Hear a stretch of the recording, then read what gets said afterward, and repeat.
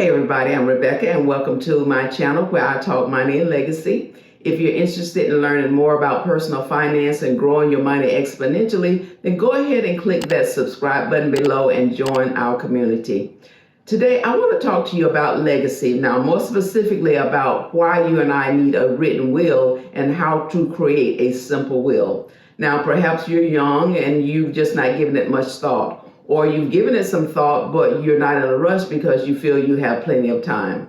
Or maybe you feel like, well, I don't need a will. I don't have any money. I'm not rich, right? Now, these are the most common reasons people don't write a will. And we're also going to discuss beneficiaries and talk about the differences. And these are very important documents and designations that are not just for the wealthy, okay? So first, let's define what a will is and what it does. It is also referred to as a last will and testament. Now, a will is a legal document that expresses how a person wants their assets to be distributed when they pass away. Now, there are four types of wills. There's the living will, joint will, testamentary trust, and simple will, which is what we're discussing today, and just a simple will. And as an example of a simple will is this. Now, a few years before my mother passed away, I went to her and I said, "Mama, you need a will." And she looked at me as if I was crazy. Having a will was something that never crossed her mind. She didn't have much in terms of material possessions, but she did have a house and life insurance. So I drew up a simple will using a template that I had downloaded from a legal website. I divided everything up equally amongst her 5 children and showed her where to sign her name and where to write the name of her designated executor. I left it with her not knowing if she would burn it up or throw it away because she looked at that piece of paper and didn't say a word. Well, after she passed away, we found that signed will with her designated executor in a trunk in her bedroom where she kept all types of documents.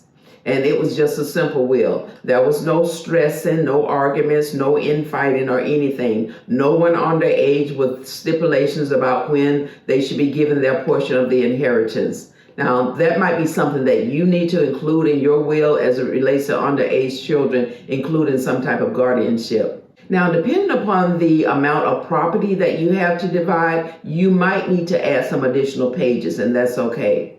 Now, what happens should you die without a will is going to depend upon what state you live in. Now, 68% of Americans do not have a will. And of that 68%, 72% are women and 59% are men. And typically, a local probate court will decide how to distribute your assets if you die without a will. First, they will make sure that all of your debts are taken care of before dividing the remainder of the assets amongst your family members or your spouse or children or whomever. And if you should die without a will, it can cause a lot of friction and complications within the family. Now, the performer Prince, died in 2016 without a will. Now, his estate was worth $156 million, and they battled in court for 6 years until it was finally settled in court just last year. And his property was divided equally between his siblings. And I can just imagine that there are likely still some bad blood in that family as a result of infighting. Now, you can have a will and it can be contested after you die. James Brown, the performer, died on Christmas Day in 2006, and it took 15 years of battling in court before it got settled in 2021, just a couple of years ago. And he actually stated in his will that he wanted his money to go to his grandchildren and to pay scholarships for needy children in his home state of South Carolina. Now, shortly after he died, his children and wife filed lawsuits challenging his will. It turned out that he and his wife were not even legally married because she had not gotten an annulment from a previous marriage. She had a small child together with him, but the child was not in his will, and she ended up not getting anything.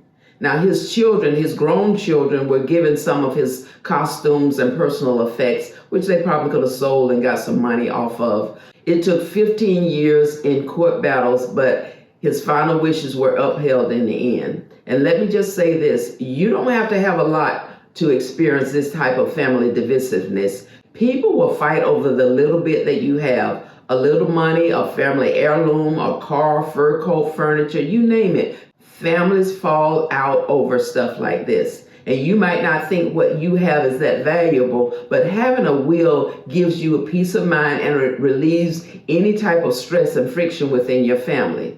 Now, you can exclude specific people from your will, but as you can imagine, that can definitely cause some division and drama in your family. Tension and conflict between siblings and hurt feelings, that can cause people to not speak to one another. Now, there is a famous case in point where you might remember Joan Crawford specifically excluded 2 of her adopted children from her will. Now, Christina, the adopted daughter, hit back at Joan in a memoir that she wrote entitled Mama Dearest. The book was made into a movie with the same title, Mommy Dearest, one of my favorite movies. I've probably seen it about 10 times at least. Now, in the memoir, Christina shares her story about what life was like being raised by Joan Crawford, and she depicted Joan as an abusive parent. Now, it's bad enough to not include a person in your will, but to specifically state, I don't want Christina and Christopher to have anything. Now, you can imagine you're creating hurt feelings, which could destroy your legacy, which in part is what happened with Joan Crawford. Now, I'm going to leave a will template link in the description box below that you can use to create a simple will. Now, you can create a simple will on a sheet of paper. It doesn't have to be anything fancy. And here's what you need to include in a simple will. First, you want to include your name, and you can also include your address. Second, a statement that you're a legal adult and of sound mind. 3, state the document reflects your final wishes. 4, list all assets that you want to distribute. And 5, name the people you want to inherit your assets. 6, choose your executor of the estate to carry out your wishes. 7, name guardians to care for minor children or pets. And 8 is to sign and date the will. It's just that simple. Now, here in Georgia, your signed will does not have to be notarized, but you'll want to check your specific state to find out what their requirements are. Okay. Now, in most states, the will has to be filed in probate court, especially, of course, when there's property and assets to be distributed. Now, the probate process can take anywhere from 6 months to several years, depending upon the size of the estate and any lawsuits or anything of that nature going on. Now, doing probate, all of the deceased assets are gathered. Any debts and taxes will be paid first, and what's left will be distributed to the people in the will.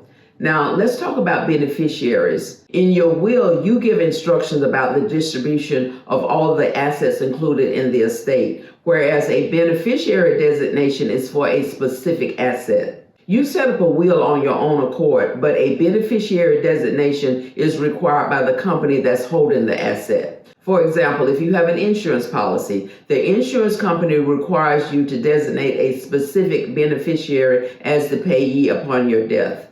Most banks request you designate at least one beneficiary when you set up a checking account or a savings account. Your brokerage company requests you to designate at least one beneficiary. Now, when there's a beneficiary designation with a company that's holding the asset, such as an insurance company, it supersedes or overrides the will. Okay, so that specific asset is transferred to that designated individual, and that particular asset can be immediately paid out rather than being held up for months during the probate process. Because as you know, when someone dies, that money from the insurance company is more than likely is going to be needed to cover the decedent's burial expenses. So you need that money right away. Now, the other assets listed in the will that are held by a company without a specific beneficiary designation, it can go through the probate process. Now, the law does not require estate beneficiaries to share their inheritance with other family members or anyone else. If a beneficiary receives the entire estate, then they are legally allowed to keep it all for themselves without having to distribute any portion of it amongst their siblings or other family members. If you favor a specific family member or individual, you can designate them as your beneficiary. That's not uncommon. Let's face it, chances are you don't have the same relationship with all of your family members. There might be a few family members that you are closest to. Consequently, you have a stronger bond with them. They may be a caregiver or someone who is there to assist you around the house or run errands, someone who provides companionship on a regular basis, someone you've established close ties with. So it's understandable that you would treat some family members and individuals more generously than others. Now, we all understand that, right? Now, a designated beneficiary will be responsible for paying taxes on any inherited retirement account withdrawals, such as a 401k or an IRA. These retirement plan assets will be subject to required minimum distribution payouts, which are calculated based upon the life expectancy of the beneficiary. And if there are more than one beneficiary designation, then the required minimum distribution payout calculation is based upon the life expectancy of the oldest beneficiary. And depending upon the size and complexity of your estate, you might need to consult an experienced estate planning attorney. That way, you can have peace of mind that your wishes will be carried out and to minimize any, say, adverse tax or other consequences. Now, I wanted to talk to you about wills today because most people don't have one, yet a completed will is an essential responsibility. And I wanted to help you to understand that there are consequences to not having a will, and that it's not true that only wealthy people need a will, and to give you an outline of how simple it is to create a will. And finally, how and why designated beneficiaries can get excluded from the estate's probate process as it relates to specific assets. Okay, so that's going to wrap up what I have to share for today. I hope this information has been of value. Thank you for staying until the end. If you enjoyed the video, please like, share, and subscribe to the channel. Leave your thoughts and comments below and click that notification bell to receive an alert each time I upload a new video. Until the next time, do take care and bye for now.